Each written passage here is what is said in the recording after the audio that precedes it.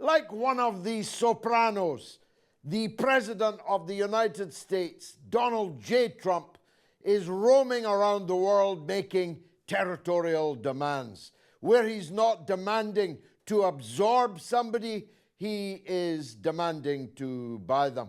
First it was Canada, a member of the British Commonwealth with the King of England as its sovereign. Donald Trump demanded it as the 51st state. Then it was Greenland, even though Denmark is one of the most supine, subservient members of the American Empire Alliance, otherwise known as NATO. Greenland was to be his. Then it was Mexico, then it was Panama, and now it's Gaza. On Air Force One yesterday, Donald Trump said he, not the United States, I presume he meant the United States, was going to buy Gaza and redevelop it and resettle the 2 million plus people that actually live there, begging the question of buy it from whom? What if the owners don't want to sell it? Unless, of course, he's fallen for the malignant lie that Israel owns the Gaza Strip, which as a matter of international law is flatly untrue. And it's not just territorial demands. Donald Trump is demanding a doubling, in many cases, of expenditure on weapons and war in European countries. Having beggared the European economy under Joe Biden and Kamala Harris, the United States empire is demanding more and more obedience from its satrapies. Some of them are more compliant than others, and I'm standing in the one that's most compliant of all. When the United States asks for the satrapies to jump, the United Kingdom merely asks how high. It is a dangerous situation, though, because Trump was elected as the anti-war candidate. On the eve of poll in Michigan, he told people he would end the war in Gaza. He didn't tell them that he would end the war in Gaza by forcibly evicting, transporting, I don't know, maybe by cattle truck, the millions of people who call it their home, albeit one that has been reduced to rubble. He said that he would end the Ukraine war even before coming to office. And then he appointed a man, a serial killer, Kellogg, who has got the idea in his head that this war in Ukraine is going to end with the resignation of President Putin. Can you believe it? These people are making demands on a Russia that is advancing on the battlefield in Ukraine at a rate of knots, imagining that they are in the strongest position in negotiations. So, what are the global ambitions of Donald Trump? How much of it is just braggadocio a la art of the deal? How much of it is serious? And where is it all headed? You've come to the right place to hear this out on Have It Out with Galloway.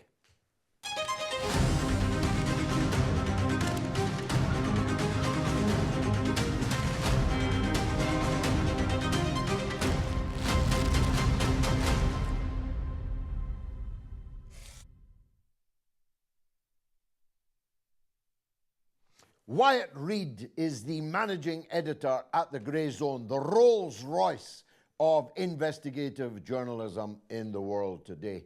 The politics of empire are his specialities. As an international correspondent, he has reported from over a dozen countries, and I'm glad to say he joins us now. Wyatt, thanks for joining us.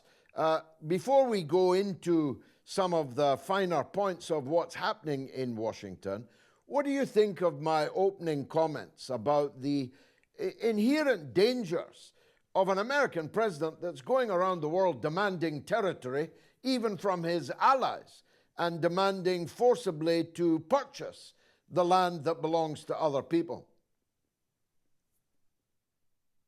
Well, thank you for having me, George. Just as a quick point of clarification, I have not worked for Sputnik for several years. Just so people are aware, I work exclusively with the Grayzone these days.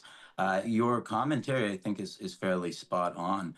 Although I will say, with the dangers that accompany a figure like Trump, I think there are some opportunities as well, in the sense that a man who's clearly so transactional as Donald Trump is doesn't necessarily see the point of soft power initiatives. He considers them to be overrun with wokeness, and that leads, I think, to some self-inflicted wounds as far as the empire is concerned. Not the least of which would be something like the paring down or hopefully abolition altogether of USAID and groups like the National Endowment for Democracy, I'd hope as well.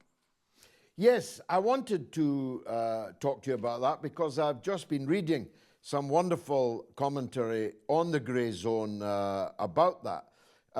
For those of us old enough to remember the era of Senator Frank Church, whose piercing investigation into the CIA and the dirty tricks being performed around the world by the American deep state, MK Ultra, Mockingbird, all these programs, coups d'etats, secret wars, and so on.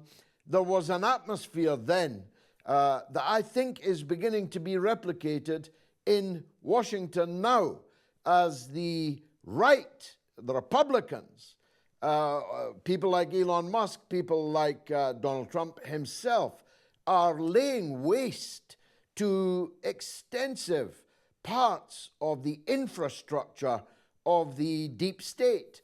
Why are they doing that? And how far are they going to go? Great questions. Well, for me, I certainly hope that how far they're willing to go with this is all the way. I hope they don't stop with simply kind of shuffling the cards around, reorganizing this just under the State Department, and just making it more nakedly partisan. I think this is a real opportunity to kind of have a conversation for the first time that's actually serious and that actually includes people who have the power to carry it out around these kind of issues, specifically USAID as basically the main artery of the kind of laying the kind of infrastructure that is required in order to pull off a coup d'etat in many countries, in dozens of countries. There are the fingerprints of the USAID all over that, and that has never ended. That's continued in the modern era. When we think about the Church Committee, I think uh, it was for many Americans kind of cathartic, and many people who uh, noted that the CIA was almost certainly involved and probably pulled the trigger in the JFK assassination.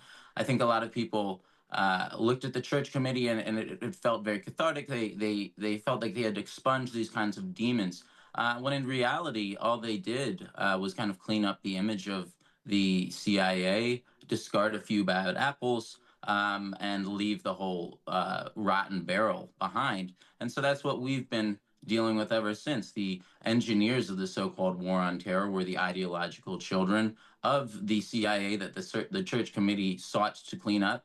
And the CIA today are their ideological children. It's one never-ending loop, and I think if this goes beyond just reshuffling of USAID, and if this means a real purge of USAID and of the National Endowment for Democracy and its subsidiaries, the International Republican Institute and the National Democratic Institute, then I think this could actually be a real game changer in terms of creating the conditions for a world that is able to choose its own path, in which countries do not have their outcomes dictated to them by some cabal of elites. it's a feast. I mean, it's a dripping roast of material that we are now learning. The two standouts for me have been, well, first of all, the sheer scale of the penetration of journalism and broadcasting by USAID and by something called IN, I think it's Internet News, where $500 million was given to IN, and thousands, maybe tens of thousands of broadcast hours and so-called training of journalists and so on, right throughout the Western world and throughout the extremities of the empire even. And you'll forgive me for the irony that the people who were calling people like me, and I'm sure people like you, certainly the Grayzone, as agents of a foreign power, have turned out themselves to be the agent of a foreign power. That's a big standout for me. What about you? Well, absolutely. It's almost all of them. You go down the list of all of these people who smeared us, who put us on lists, who tried to accuse us of being Putin puppets and Russia sympathizers and blah, blah, blah. The list goes on and on. Almost all of these groups were taking USAID money. So that means, so not only are they just utter unrepentant hypocrites who are openly accusing others of that which they themselves are doing, uh, that means that I myself, as a U.S. taxpayer, was forced to fund my own persecution by a foreign government.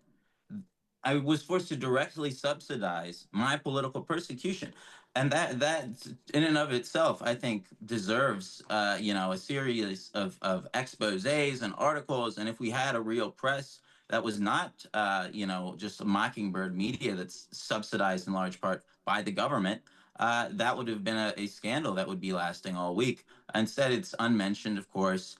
All of these news organizations are too busy throwing pity parties and going through layoffs, I suppose, now that the gravy train has apparently dried up. Yeah, I mean, it's not been reported anywhere in Britain. I don't know if it's been reported in the US at all. I have my doubts that it has. But in a way, how can they report it? How can they tell their readers? How can they tell their audience? Actually, we have been secretly funded by the United States over these last years, all the while accusing others of that which we were doing ourselves. Well, this is something that we've been reporting on for years. In fact, Reuters' collaboration with the FCDO in the UK to train up cadres of pro-Western journalists and disperse them throughout Eastern Europe and the developing world in order to kind of create exactly what we're seeing now, right? All of it's now being exposed. The extent to which the so-called independent media in all of these countries that we hear about whenever there's anti-government riots going on in a country that our government doesn't like, it turns out to have all basically been collecting paychecks from Uncle Sam this entire time. And so it's the same team. The fact that and just to show you the extent to which this was meant to be covered up just a few years ago, I believe it was 2020, if I'm not mistaken, when the Grayzone published those documents showing the extent to which the Reuters was collaborating with the UK government to carry out this agenda across the globe. That was the first time that Twitter it created an entirely new label that had never been seen before on the site. And it said, this warning, these materials may have been obtained by hacking. And it ended up causing a huge Streisand effect because people who were creating memes on Twitter realized that you could keep in the same URL, and it would impose that logo on whatever it was you were posting. So people would post ridiculous images. Well, it ended up backfiring on them. In fact, millions of people ended up seeing these documents and getting directed to them because they tried to shut down our expose of their really nefarious activities by accusing us of having acquired them through hacks, which obviously I have no idea whether or not they were hacked or whether they were simply leaked. But that kind of shows you the extent to which I think the narrative has shifted around this, where all of a sudden all of this is coming out to light, and it doesn't reflect very well on those who secretly took all this money. And I will say there is a part of me that is a bit skeptical about the real kind of what's really motivating this from, for example, Elon Musk's perspective. And I do think that there is a desire to not only bring this kind of regime change infrastructure under their control, because again, Elon Musk is somebody who famously said in reference to Bolivia and their first indigenous president, Evo Morales, quote, "We'll coup whoever we want." Uh, I don't think that he is somebody who's motivated by a genuine desire to free the world from the shackles of imperialism. I think there is also a desire to kind of preempt this coming out on someone else's terms, someone like alternative media, for example, that have been covering this for many years, like yourself and myself, George. Well, he's currently trying to bring down the government of South Africa, if not the entire Republic of South Africa. But the other standout for me, Wyatt, was the way that, and you've just revealed today it was a bipartisan thing, the way that they have mobilized, utilized, industrialized, militarized wokeness, LGBTQ plus politics, transgenderism, and so on, in countries like Bangladesh, where such people constituted, certainly the trans part of that equation, constituted an infinitesimally small section, but they were receiving gigantic subvention from the United States. What's that all about? Absolutely, yeah. Thank you for bringing attention to this. I just published 3 days ago a new piece on the Grayzone. For our audience members, you can find this. The name is "Why Did Republicans Fund Transgender Dance in Bangladesh?" And it really kind of asks this question: why is it that the Republican Party, which is obviously very anti-trans when it comes to domestic policy, is going out and conducting what they called the largest survey of LGBTI people in Bangladesh? Why was it that of the 1,868 participants in their activities, 24% of them were transgender at Republican events in Bangladesh, Republican-sponsored events in Bangladesh? Why was it that the International Republican Institute sponsored 3 transgender dance performances in Dhaka? Well, as explained by Mike Benz, who's this former State Department official who's really been kind of spearheading this charge to reform or get rid of, I would hope, USAID altogether. He describes it as tactical wokeness deployed in the service of statecraft. So I think that's a really good way to embrace this concept. It's not that Republicans are suddenly woke. It's just that they view LGBTI people as I described in the article, as uniquely disruptive actors. The specific quote was that they could. I'll find it here in a second, but they basically they said that LGBTI people are known to cause changes and disrupt their societies, and that's something that obviously the International Republican. Oh, here it is. Facing discrimination and prejudice, LGBTI people tend to participate in social change activities to eventually bring changes to politics. So there it is, right? It's not that they uh, genuinely believe in gay rights or trans rights or whatever right it is, or the rights of ethnic minorities or the rights of rappers in Bangladesh, or they are funding to produce music videos. It's that they believe in bringing political change, and they feel that they have identified the best actors to do it. And so that's what the USAID all boils down to. And of course, there are many on the right in the United States who look at this and they're brain hits transgender, and that's enough. And certainly, I'm not going to try to change their opinion on that. I think whatever motivation it is you have for disliking this, but that is obviously something that many of the Republicans are focused on.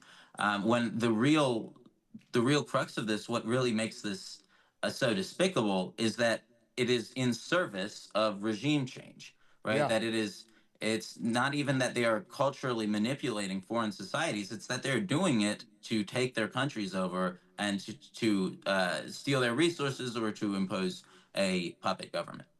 Now, the most lurid of the many chapters that Donald Trump has written in the last couple of weeks is surely his proposal to buy Gaza. I thought at first he'd maybe just run off at the mouth and that it would be walked back, but he's doubled down on it. And on Air Force One yesterday, he said that he was going to buy Gaza. Buy it from whom, Wyatt? And what if they don't want to sell? Well, the people of Gaza have been very clear for the past year and a half that they do not want to leave, that they are willing to do basically whatever it takes to stay in their homes. So it's a great question. Who is going to take that land? How are they going to get its current occupants to leave? The Israelis, as we've seen, were unsuccessful in using every arm at their availability, and plenty of hours as well, to achieve that outcome. It did not succeed.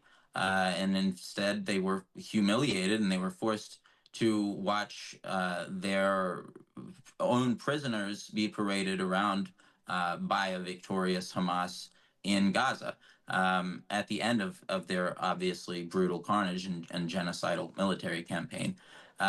So yes, what else is there available for Donald Trump to convince the people of Gaza to leave? I'm not sure. It seems like we've seen basically everything. I genuinely don't know what else that they're going to do other than a reinvigorated military attack, another attempt to ethnically cleanse Gaza at gunpoint. I'm not sure what they have in mind. So this is an interesting proposal because it would. I think Trump does actually value his relationships with a lot of the Gulf monarchies, with Turkey. This is a kind of major sticking point that it's going to inflame tensions there. I think none of these countries can really afford to have their leadership go along with a plan like this, which they necessarily would need to if they're going to, impose some kind of occupying force. It's not going to be American troops. It's going to be troops from the Middle East. It's going to be troops from U.S. vassal states. So that's really the question is does Trump believe that these countries, these Gulf monarchies, have have such a strong control over their country that they would be able to impose something like this, to impose them to carry out something like this? And I am optimistic that the answer is no. And lastly, Wyatt, and I'm grateful for your time, it's like a kid, or we've got a parrot outside here that sometimes learns new words. The word tariff seems to have, it's like a worm in the brain of President Trump. Hardly an hour goes by that he's not threatening someone with tariffs or indeed imposing them, including on his most servile vassal states in Europe and today Australia. What's that all about? Again, is it bluster? Is it the art of the deal? Or is he really going to end up isolating the United States from its traditional allies? I think he can't help but isolating the U.S. from some of its traditional allies, if you want to use that word. I think that this will necessarily have the impact of reminding people that there is a dominant strain in American politics that sees us purely as pets, and that we really aren't negotiating partners, that we don't have a seat at the table at all, No one is going to pretend otherwise. And we can't really lie to our constituents anymore that we are.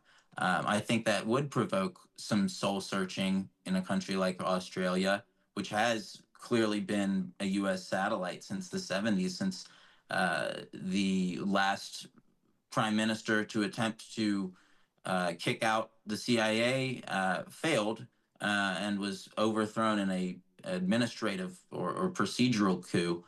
I think something like this is a reckoning that's probably long overdue in a country like Australia, and I can't help but wish them all the best. I can't also help but also note that these kinds of threats of tariffs would endanger one of the biggest ripoffs that the Australian people have ever suffered, which was the AUKUS deal, the submarine deal, in which they would be sold a number of totally unnecessary U.S.-made submarines and be forced to pay to jeopardize their own security in the Chinese Sea, South China Sea.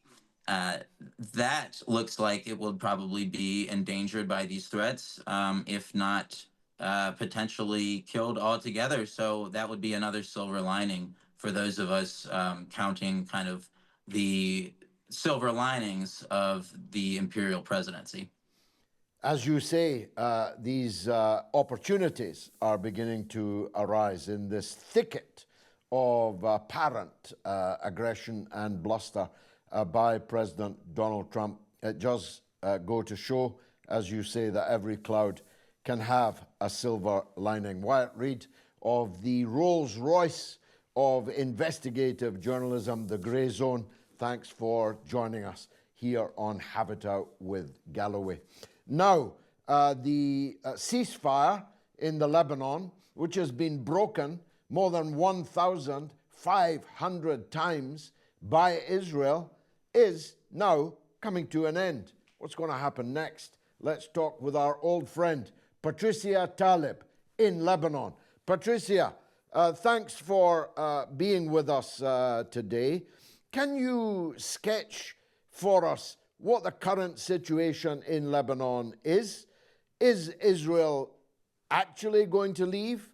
And what about the footprint that they have left behind with a new president who seems to have no problem shaking hands with an American envoy who's wearing, for the purposes, the Star of David in a big ring which glistens in his hand for all the pictures, and which boasts that the resistance, which represents at least a third of the people of Lebanon, are no longer wanted in the politics of the state.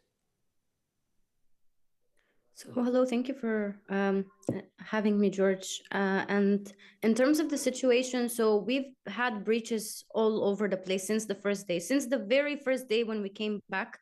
So we came back a bit earlier than the ones on the borders. We came back the very first day that they talked about the 60-day period. And we came back after the Zionist entity, despite agreeing to the ceasefire trial period, was continuously threatening us. They told us not to go back to our villages, but we went back amidst drones. There were also the same day that we came back, there were a lot of different places that were bombed by drones, even though those were essentially the first, the beginning where they started breaching the ceasefire deal. And we've had that for the entirety of this period. We saw yesterday very intense, actually, bombings with 6, I think, or 8 martyrs. I think the last count was 8 martyrs in the Baalbek region, so it's nearer to the Syrian border. We've also seen the Zionist entity essentially move the regime of Julani and Americans do that on the borders, the Syrian borders, which have also been intense. So there's this attempt by essentially the United States to destabilize Lebanon in general. In terms of whether we think that they're going to come to leave, I think so. We're quite positive that they will move out. I think the reason that we are is because America essentially wanted to do to commit a regime change, which it did. It changed a lot in our regime.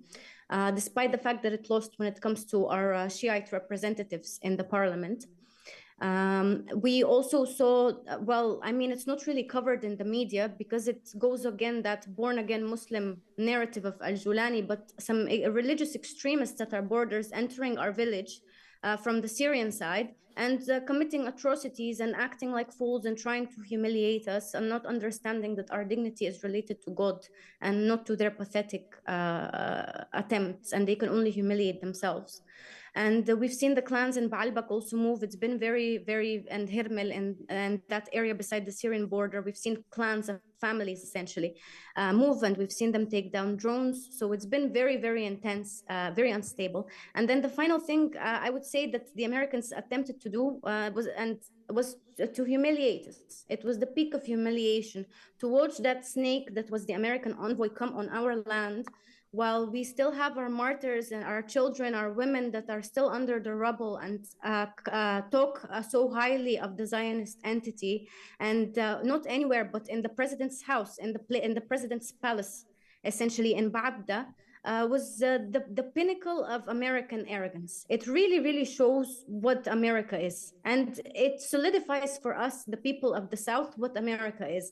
Really, we see her and we, the people of the South, as citizens of this country that claims to be a nation that is supposed to be representative, a government that's supposed to be representative of all of its people. We are a very huge part of the bloc. We say and absolutely denounce this. We denounce her coming on our soil. We denounce her coming and telling us how to run our country and making comments about who can and can't be part of our government. We denounce this colonial imperialist mentality. And not only that, but we as the people of South Lebanon, we absolutely see them as inhumane. We see them as the face of terrorism in the world. And I think the entirety of the world has now come to a point where they see this way in which the United States deals with the rest of the world as subhuman and as commodities. All of the other regimes, even their allies, now we can see, sadly, we still have a lot of very spineless leaders, both in the West and in the East, as you can see, starting from our own president here. But we make no mistake, we have revealed to the world, our resistance in the South has revealed to the world that the issue is not an issue of extremism, of religious extremism, because we see how they're backing Al-Julani, who cannot keep control of his own terrorists. We see how they're behind him. It's not an issue of religious extremism, but it's an issue of resisting against this imperialism and this American way that they come, and you have to be under their boot. You have to do whatever the Americans want. You have to implement whatever policies they want. And whoever threatens 1% of American interests, they're ready to genocide them. They're ready to ethnically cleanse them. They're ready to sit there, throw money at them. They're ready to starve their communities and starve ruin their economies through economic sanctions. Really, they are the pinnacle of terrorism, and we see it as the pinnacle of terrorism. But despite all of this, we won our 5 seats in the parliament. Despite all of this, the resistance is going strong. And whilst the American envoy was in the South, actually we had hundreds of thousands of people out doing the funeral processions of their martyrs. There's a sea of flags on the Lebanese border in places where even the Zionist entity is still threatening. There's seas of flags of yellow. And despite that, and despite this arrogance that they act, they will never understand that from the people of South Lebanon, you cannot rip their resistance apart without ripping their heart out. Because the resistance is a matter that has mixed with our blood. It's a matter that has mixed with the essence of our soul. And no matter how much we get kicked, no matter how much you get punched, no matter how much they try to bully us and to humiliate us, we will not let go of this resistance. The people of South Lebanon will not let go of this resistance. Watch the houses in the south of Lebanon. The destroyed and the stand houses both have Hezbollah flags on top of them. Is this a way that the American envoy is talking about the defeat of Hezbollah? The entirety of the south is a sea of yellow flags. If anything, this war made people stand firmer with their resistance. This is something that their arrogant ideology is incapable of processing. They cannot understand how. Patricia, very powerful words. You answered the only other question I was going to ask you. They talk as if the resistance in Lebanon is defeated. But from what you say, that's very far from the case, isn't it? It is 100%. There's the amount of support that there is for resistance is like never before. And in general, even the people of resistance, the way that they speak, we see Sheikh Naim Asim, he's very honest about the hits that we took. Definitely, we took a lot of hits.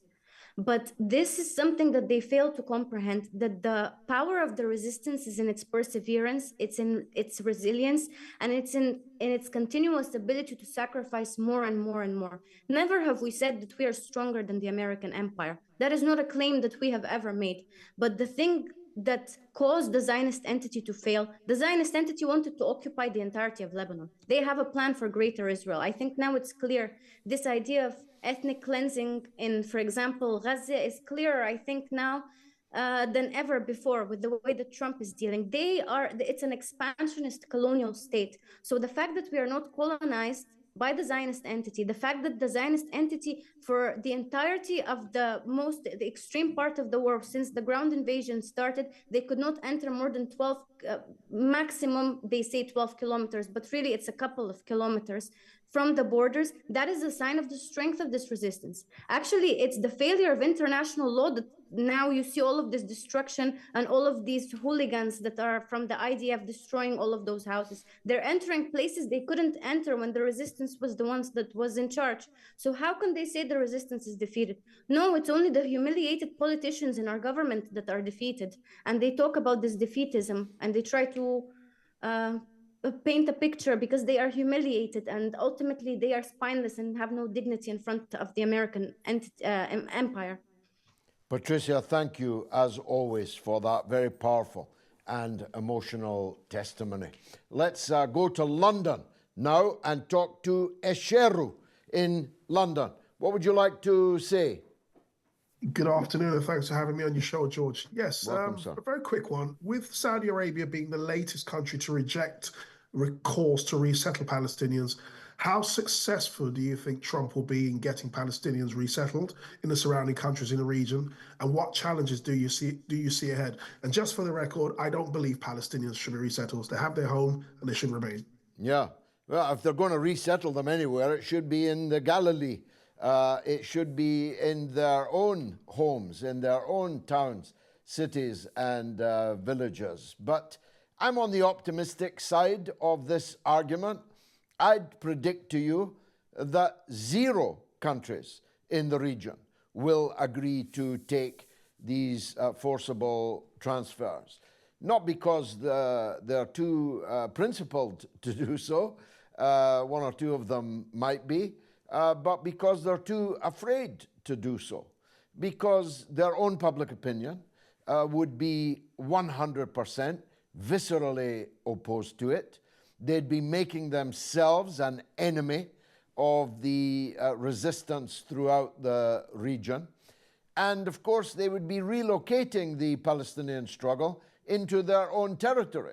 I mean, if Egypt, for example, were to recreate the Gaza Strip in the Sinai, they'd be importing the entire Palestinian struggle into Egypt, because the resistance wouldn't go away. It would merely have been moved a few kilometers into the Sinai. And how long before Israel was bombing the relocated Palestinian population and the reconstructed lovely houses that Donald Trump is talking about.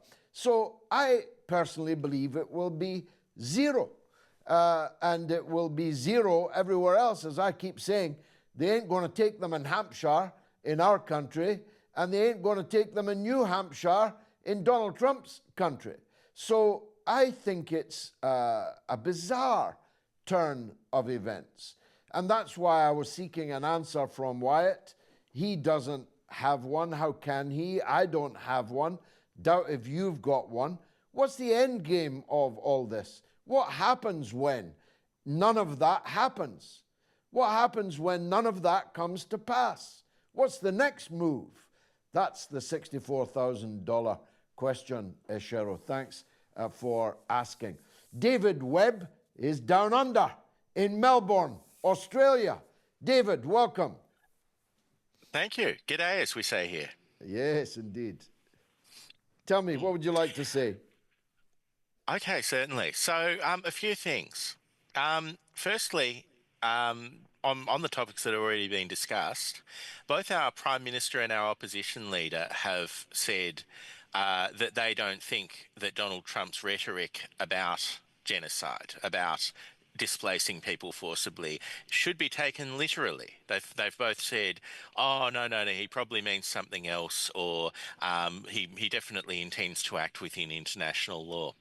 At what point should we be actually concerned, given that last century that there were examples of leaders coming to power, maybe with an intention to solve problems, maybe with an intention to improve things, but leading to the commission of genocide and further colonization and more major problems. So while I'd love to share your optimism, I do have some concerns on that. Well, look, The second thing is you're right to be concerned about it. And when I say I'm optimistic, I don't mean that we should discount what is being said, what is being proposed, but that we should depart from the standpoint of optimism, of the will to stop it. But you're right to say that rhetoric can become action. But I'm one of these who's less interested in what Donald Trump says and more interested in what Donald Trump does. And I think from the last term, and I think already we're seeing in the second term, there's actually quite a big gap between what he says and what he does. He didn't absorb Canada. He hasn't invaded Greenland. He got his way with the president of Panama, but what he actually got wasn't worth a row of beans. He will not be able to invade Mexico. He could not force Latin American countries to take plane loads of deportees, of people that they didn't know and had no responsibility for. So a lot of it is, as I called it, braggadocio. Braggart is Donald Trump's middle name. Thanks for that call from Australia. Let me go to Africa, Dar es Salaam, where Ismat Sharif has a point of view. Ismat, welcome.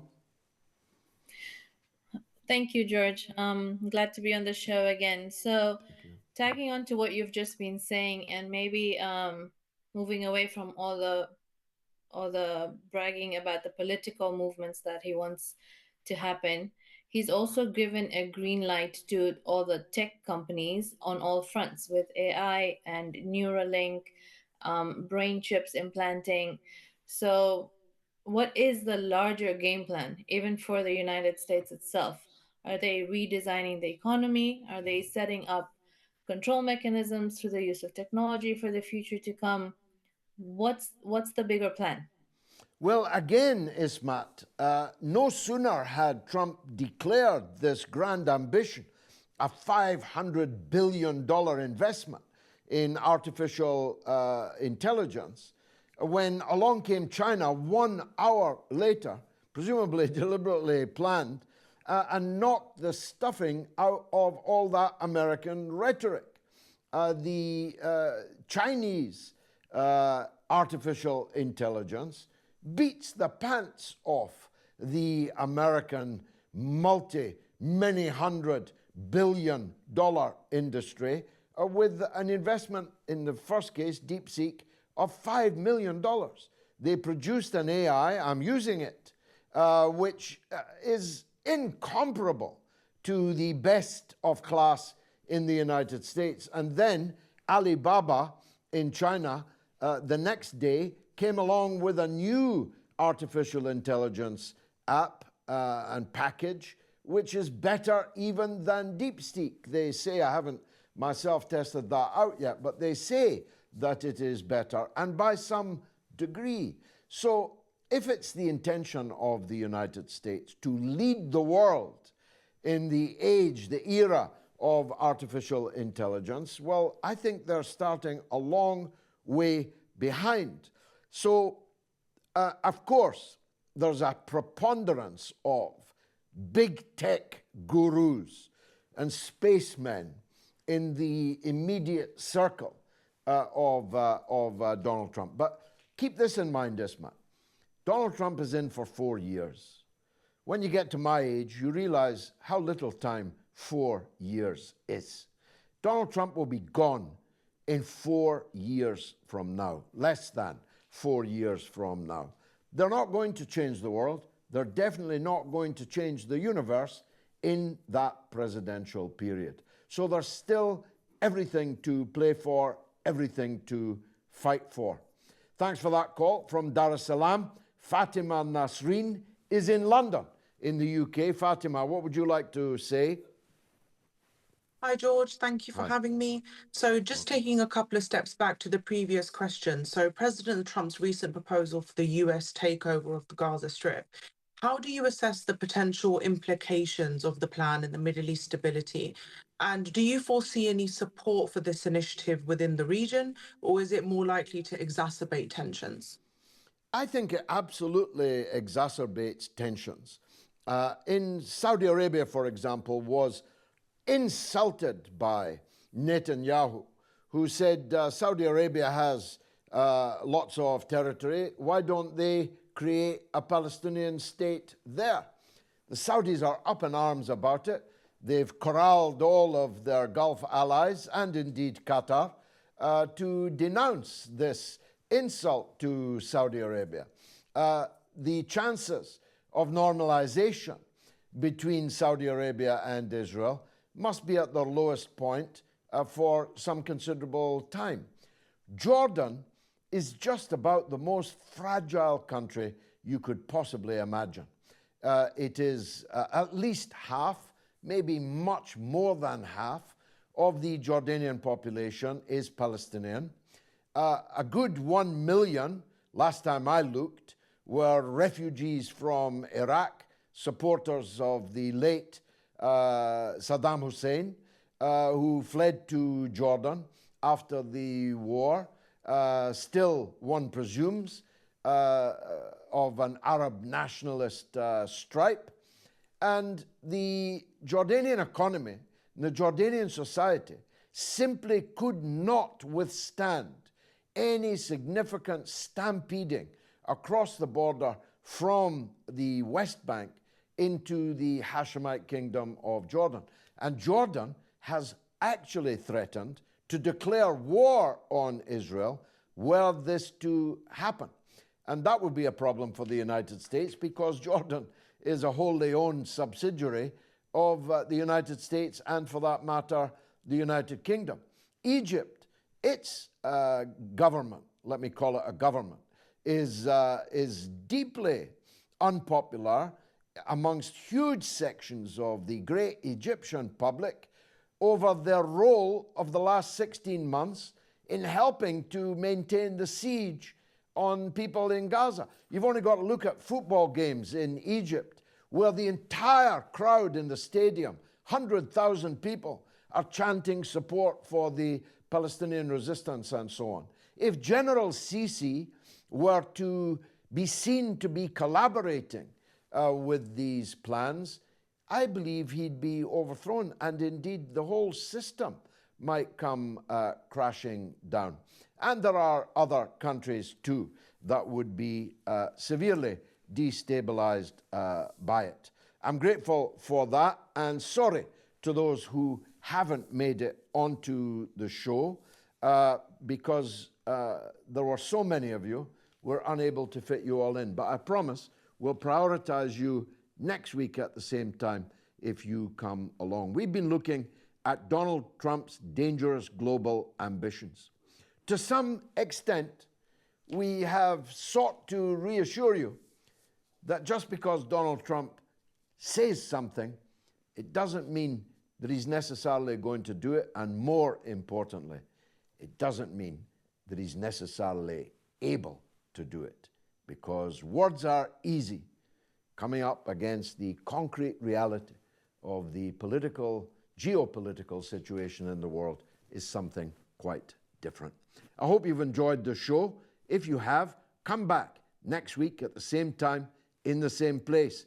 And mail us on haveitout.com and be on the conference wall here and a part of the show. Thanks for watching.